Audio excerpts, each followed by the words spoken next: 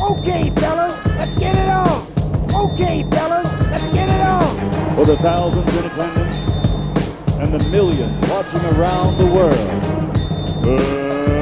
let's get ready to rumble! This is Amir Hardcore Mansour on Boxing Beats and Rhymes YouTube channel. Tune in because this is the place to be, man, all the time. Okay, fellas, let's get it on. Boom, bash, wake up, I set it all bright. Look around and turn your wet to your bright night. This is Tony Thompson, chilling with Boxing Beats and Rhymes. Now, folks, if you'll just gather around a little closer now. Come right in a little closer. That's it. That's fine, folks. Is IBR still alright? Is this Ryan's last fight with Golden Boy? Because that press conference wasn't good. How tenable is it to have promoter Bernard and Oscar at odds with the fighter like that? I mean, I can't recall seeing something like that. And, you know, there's been fighters embroiled with beefs with their promoters going into fights, Don King, Tim Witherspoon. But this was just like off the chain. And listen, if you compare Ryan Garcia's issues with Golden Boy compared to Tim's with Don King's, Tim had real issues with his promoter. Real issues. This could be the last fight. I don't know how much fights he's got left on the contract, but they have to get to a resolution. And I'm not talking about a resolution where they're all buddies and pals and keep working together. A resolution where they're away from each other. It's gone on too long now. Now, the fact that Oscar and Bernard tried to keep calm and cool, keep their composure, and Ryan was going off. I'm going to do my amateur psychology now. I believe Ryan is nervous, and that's not unusual for a fighter to be nervous before a comeback fight where he was stopped for the first time in his career. First time stop, first time loss. He was accused of quitting against Gervonta Davis in April of this year. We're not going to get into what my opinion is. We'll leave that. And I'm probably wrong in this assessment. I've said it before and I'll say it again. I think it's different for Mexican fighters to quit than other boxers amongst their fan base. I think it's a little different. They really frown upon it. You can hear, like, there were former Mexican pros saying, yo, Ryan quit, man. And you know, it's kind of like a mafia thing, you know, like when the active boss finds out you screwed up and he turns his back on you. It's kind of like that, isn't it? Yeah, it's not good. It's not good, you know. Bite what I might get, then up and say I quit. There's obviously a lot of psychological carryover. One of Ryan's issue is he doesn't have the stoic Joe Louis, I'm not going to let you know if I'm sick or ill going into the bout. If you're getting to me with what you're saying, if I've got issues with my promoter, I'm not going to let you know. I'm going to stay poker faced. Ryan doesn't have that. He doesn't have that. So without going into the amateur psychology too much, he does give a lot away which people will analyze and think, is he focused? Is he all right psychologically? Etc., etc. And it just tells you he hasn't grown up. And I'm not sure he ever will as a boxer. And he needs to mature if he's to continue his career from here. I don't know enough about Oscar Duarte, to be honest, so I can't say what he's going to do from what he can't. But if he is of any use at all, then the first few rounds could be an issue for Ryan. The first few rounds, before the probability he settles and does what he's supposed to do with Derek James in the corner. This is their first fight together. Let's see how that combination blends. Tonight, there's a lot to psychoanalyze. You've got Ryan coming back from a knockout loss, Michael Conlan coming back from a knockout loss, Jordan Gill coming back from a knockout loss. Tough sport. Very tough sport. All these fighters will be going through a lot with issues of confidence, belief in their chin and doubts. If the fight gets tough, will they be able to stick through it? It's hard. I was looking at Coleman Ajako and Troy Williamson again. I saw the weigh-in and Troy's just a big dude, even at 160. When Troy rehydrates tonight, he's going to be an absolute unit. And I believe Ajako is just going to struggle with the physical presence of Troy. I'm really looking forward to that fight. It flew under the radar, but it's a good fight. Troy Williamson versus Josh Kelly, it stunk. You know, it's hard to match Josh Kelly and make good fights, but a Jarko style with Troy Williamson's and with all what's on the line. Let's get it on. There was a Channel 5 card on last night. Nathan Gorman, still only 27 years of age. Now, let me set it up like this. June last year, Nathan made his debut on Channel 5. He weighed in 268. He weighed in considerably heavier when he fought Fabio Wardley. Maybe about 10 pounds more. But it looked like he put on a bit of muscle. Nathan came in yesterday at 296. 27 years of age. How are you weighing that much? He lost to a Ukraine fighter based in Latvia named Myronets. Myronets came in at 217. Nathan had, I don't do maths, a 79-pound weight advantage, I believe. The Ukraine was in shape, and probably a good argument why we don't need a bridgerweight. We don't need a super cruiserweight division. You know what I mean? He beat someone how much pounds heavier than him? Just by fitness and conditioning. Footwork. Nathan didn't have no footwork. He couldn't turn into his punches because he was so heavy. All the weight has gone into his center.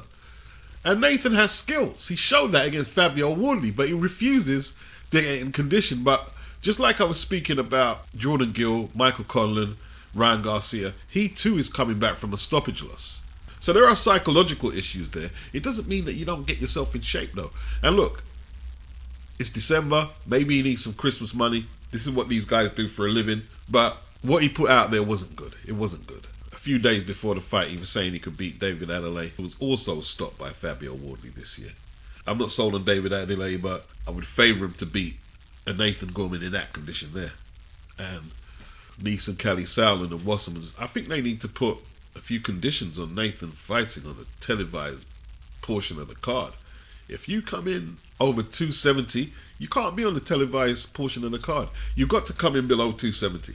That's a must. That's a must. His 29-year-old opponent, he boxed Nathan on the back foot, the front foot, because even though Nathan outweighed him, he didn't have the foot speed to step behind his jab and push his opponent back. Myronets, this is his second win on British soil. He beat Cash Ali last time out on points. And he's pretty competent. People have been speaking recently about Shakur Stevenson cheating the public out of his money with his defensive first performance against Dos Santos. But coming in that condition is also cheating the public out of their license fee money. And it's not a good advertisement for Channel 5 boxing. I don't know what the Wassermans think about it, or the punters. I missed the card, so I saw a recording of it today, and I didn't know the result. But when I saw the opponent, and I remember him beating Cash Ali last time out, and I saw the condition Nathan came in the ring, there wasn't no shock to me that Nathan lost. Not at all. You could see the disappointment on Nathan's face post-fight. He knew that he messed up. Not in the fight per se, but in his preparation. Basically eating himself out of his career. Adam Booth was on the Upfront podcast. Never heard of it, but he was on there. And he was asked, can Anthony Joshua win a world title again? And he said, absolutely.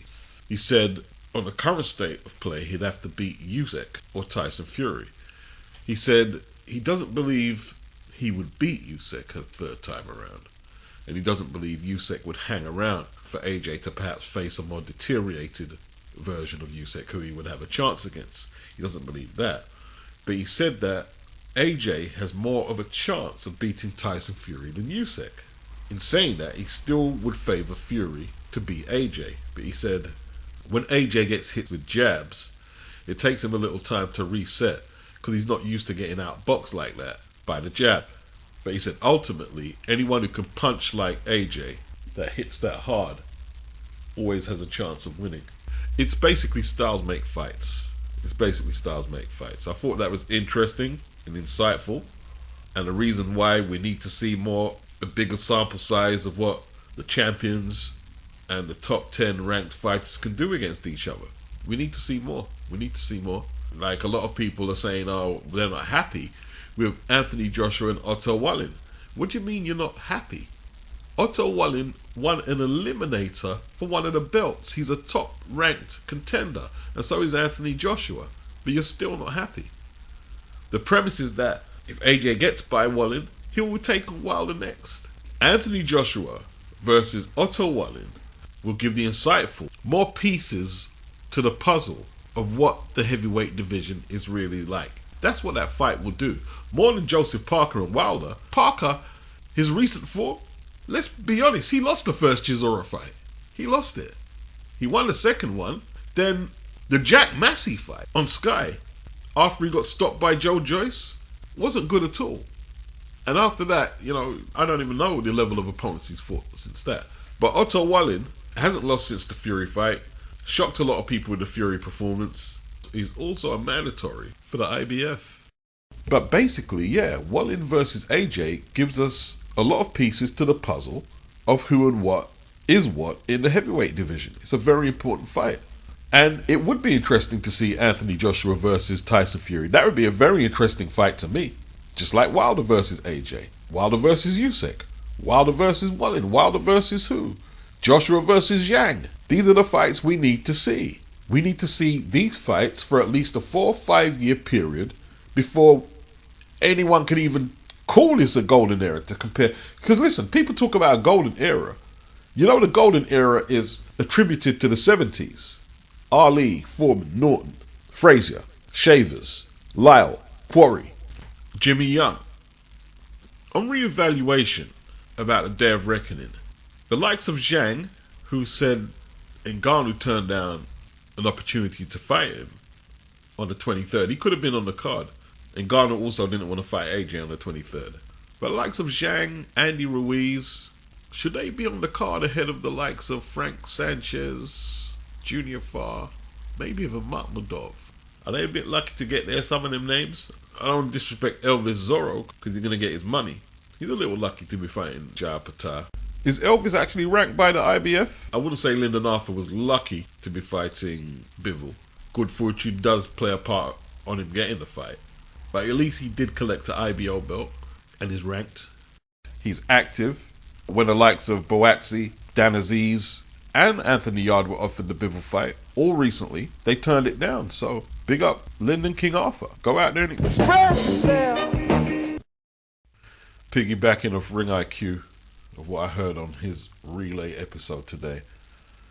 But yeah, social media gives you such a false read on the state of play on fighters. If you are in a boxing circles and you hear people talking about the Mexican monster, how he's the next guy to lead boxing into the future and take Canelo down, and Canelo's ducking him, and Benavidez is this and that, you would assume the numbers would be reflected in his pay-per-view buys, and it's not. The obvious answer is piracy, as we heard Tim Smith from the PBC talk about in what could affect the numbers in a potential Spence and Crawford fight before it was actually made. I'm talking a couple of years back he said this. But 60,000. And his fight before was on pay-per-view against Caleb Plant. That didn't get above 100,000 either. You see, the difference is, I should say, I believe the boxing talk in the barbershops, pre-social media, was being spoke between people who had a love for the sport and were going to purchase a pay-per-view if they was really enthusiastic about talking about it in the barbershop. But online, you get a lot of weirdo boxing fans who follow trends and want to be heard in the crescendo of derision over certain fighters or in the roars of applause for certain fighters. But they're not really about no boxing like that. Not paying for it anyway. So what do you reckon? Am I ready to take on Simon Jordan in a battle of who can use the most fanciest words? Crescendo of derision. Beat that, Simon. But no, a lot of the fans online are not boxing fans. They are individuals who like to hook up in tribalist groups against others. Whether that's supporting fighters or maybe television networks. Weirdos. But Beats, you're pro Matchroom, you're pro DAZN. Fair point. You still don't put David Benavidez against Andrade on for $75. But yeah, there's a lot of tribalist people who come out, talk a lot of divisive shit about race, etc., but won't put their hand in their pockets to purchase pay-per-views for these fighters that they're talking up. This is when Amir Khan was the golden kid, 2004 Olympics. He lost in the final to the great Cuban, Mario Kendelan. Apparently they met up recently, I don't know where this is. Kendelan said he wants to build a house for his mother in Cuba, and he wanted to sell the gold medal that he beat Khan for $5,000. He told Khan that the medal belongs to him. He's the champion. Kendelan believes that Khan beat him in the Olympic final. It was an excellent fight. Khan said he'll give him the $5,000, but you got to keep the medal. And he'll give Kendelan the money for his mother's home. Hey, big up Amir Khan. Big you up for that, bro. Big you up. Looks like Kendelan may have fallen on hard times for all what he accomplished as an amateur boxer. Yeah, good memories. Good memories. Like Khan, at the time, revitalized British boxing. He did. It was a little quiet around them days. You know what I mean? Lennox had retired. And then when Khan signed to Frank Warren, he had a rematch with Kendelan. It wasn't in no competition. It was just 3-round amateur fight. And Khan beat him on points in the UK. And then he turned pro. Yeah, at the time, BBC were falling out of love with boxing after the Audley Harrison deal. They were falling out of love. And then Khan, he came along and he kept it alive on ITV for a few years. Big up both of them. Okay, fellas, let's get it on.